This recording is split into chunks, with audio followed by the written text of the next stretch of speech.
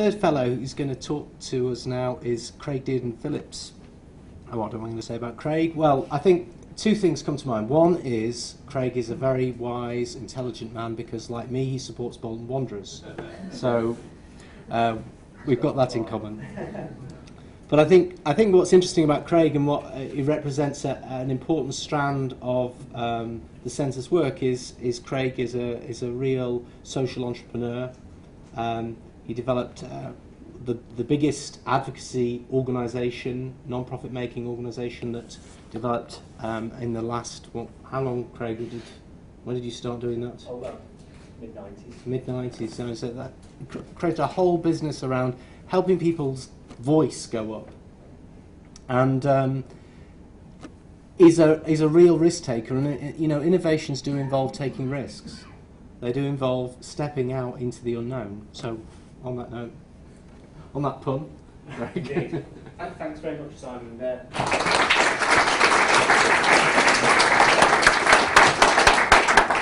very honoured to be asked here today. It's a very bright audience and I'm feeling quite nervous. Anyway, I'll be very quick because I think you've been listening a long time to other people.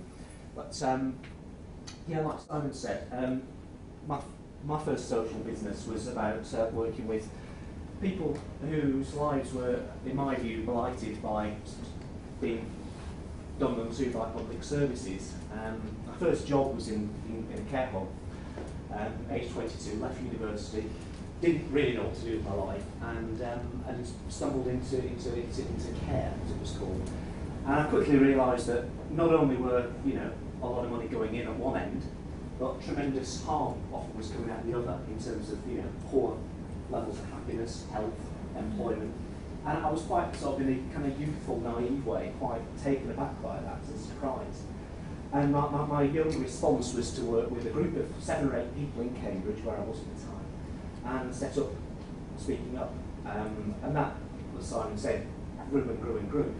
But it was based on a really simple idea, which was that the authorship of destiny is better left to people themselves.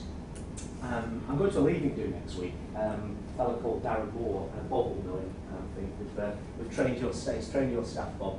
And Darren's 42, he's a year older than me, we share a birthday though, so we always leave each other up. And Darren started working with us in the late 90s, about 1998. And when I first encountered Darren, he was a typical learning disability person's life. He was in a day centre in March, he lived with his mum and dad, and he wore very old-fashioned clothes, and he didn't really know who he was or what he was about, particularly. Now, Speaking Up didn't do a miracle job on this guy at all.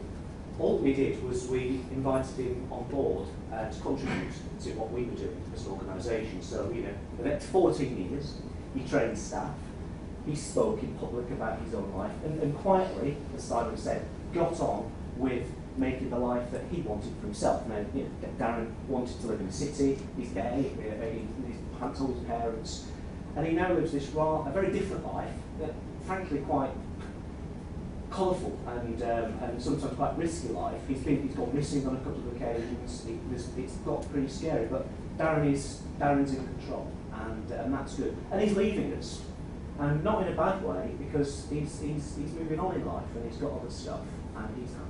And the biggest part of that story is that we haven't done anything.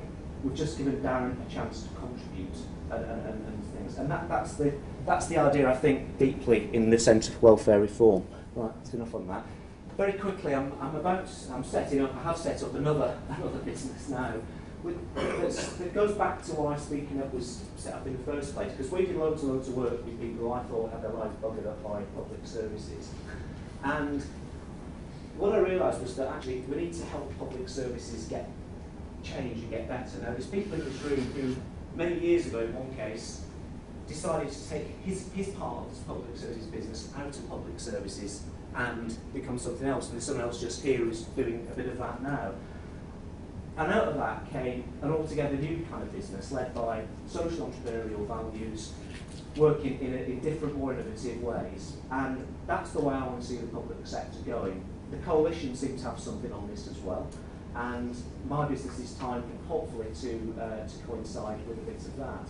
And I'm working with excellent individuals who want to take their bit of the public sector into mutual, cooperative, social enterprise, whatever, in order to create more effective, innovative services for people. And that's what I'm doing now. So that's a bit about that. So there is a bit of a theory. Simon does this stuff better than me, but someone last year wrote a paper that said we've reached something called peak state. Now, the allusion there was to peak oil, the idea that you've gone past oil maximality. And the idea with peak state is that we've shoveled as much money onto the bonfire as we can of public services, to the point where outcomes are probably getting worse for every pound spent, not better. We've reached a certain level of inefficiency, and we've got to grow back from that, whatever our politics are, and we've got to find different ways of making that resource work better and differently. And that's kind of where I'm coming from as well. And politically directed spend, I think, is that era's over, I think, in terms of effectiveness. This sounds a bit trite to say, but this is Henry Ford's factory in 19 whatever, whenever he set his factory. That's the Model T rolling off the production line. Now, this is what public services feel like, still feel like in 2011 to a lot of people. You could have any one of them as long as it's black. Yeah? And if you don't fit the exact model that's coming off that production line, if you've got a different kind of disability, or you've got alcoholism and mental illness, you can't get very good services despite supposedly 14 years of public service reform. And that's a scandal, I think. I've got a relative at the moment who's got all sorts of problems. He can't get a public service for love of money, and he's paid his taxes for 25 years. Can't get a thing. So this is why that's why I'm still angry. Okay, this is Coney Island in 1949. There's apparently 1 million people on this photograph. I'm a county councillor in Suffolk. I'm a Liberal Democrat, so sorry about that, everybody. And I support the coalition. But there's 1 million people on this photograph. That's just about a bit more than the number of people in our jurisdiction in Suffolk. Now, every one of those is supposedly needing and wanting and deserving, and we're all committed to a personalised service for each of those people. Now, I think we're 1 million miles from that at the moment, and I think we've got to be very, very realistic and honest about that. And the big question, and the reason I'm committed to what Simon's doing in his centre, is that they're actually asking that question in the cold light of day. We have to take much, much bigger steps, in my view, than we're currently thinking about, to make that more than some kind of rhetorical game, I think. Yeah? And we do that by breaking things up. So the answer, it's plurality of provision, and it's markets. Now, not unregulated, free, Wild West markets, but we're talking about big providers, small providers, private providers, public providers, charity providers.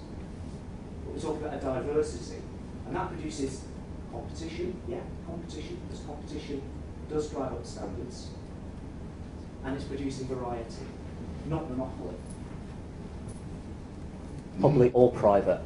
And I think the coalition's dilemma at the moment is that, the big society rhetoric, we're talking about small scale, local, individual, community, all of that, all that lovely, cuddly, good stuff that makes us all feel good inside. And what I think we're in danger of, and I think that this is worrying, I think, is that we end up with an efficiency agenda. We end up with a kind of private monopoly, perhaps where we once had a public monopoly.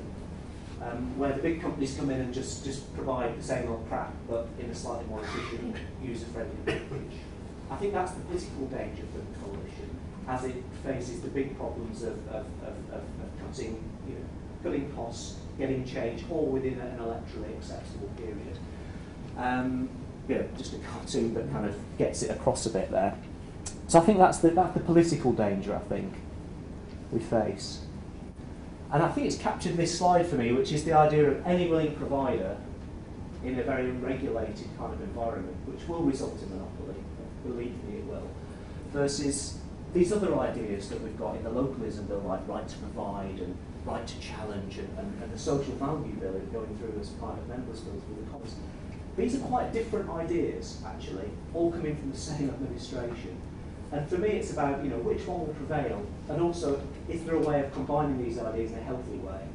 Because I think otherwise, if it's a war of one against the other, I think this one will win, and I think we'll lose tricky times. So really, this is kind of what I'm about. I think support of emergence of genuine social enterprise providers, but which provide a bulwark against private monopoly, which is just as bad as public monopoly, which is bad enough. Creating mutual ownership and looking for higher levels of social capital in what's produced, not just private capital. Oops, I've gone over. That's all I really wanted to say. I hope it's been of some small value, and thank you again, Simon, for having me along.